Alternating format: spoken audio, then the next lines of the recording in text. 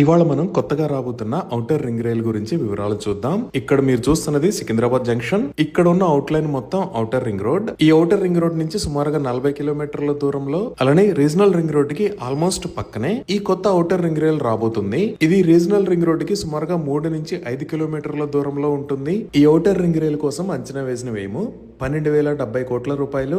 ఇక్కడ మీరు చూస్తున్న లొకేషన్స్ ఉన్నాయి కదా, గుల్లగూడ, బుర్గ్లా, ఈ 6 లొకేషన్స్ లో ROR అంటే రైల్ ఓవర్ రైల్ ని నిర్మిస్తారు. ఈ లొకేషన్స్ లో ఆల్రెడీ పాత రైల్వే ట్రాక్ ఉంది. ఇంకా కొత్తగా నిర్మించబోయే రైల్వే ట్రాక్ పొడవు 392 కిలోమీటర్లు. సికింద్రాబాద్ జంక్షన్ నుంచి ఈ ఔటర్ రింగ్ రైల్ కి కనెక్టివిటీ అనేది ఇలా ఉంటుంది. ఇక్కడ నుంచి కర్ణాటకలో ఉన్న వాడి వైపు గుల్లగూడ దగ్గర కనెక్ట్ అవుతుంది.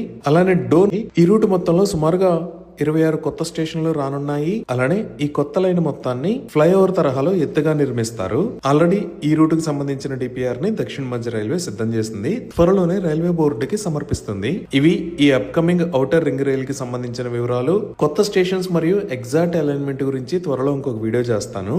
Thank you.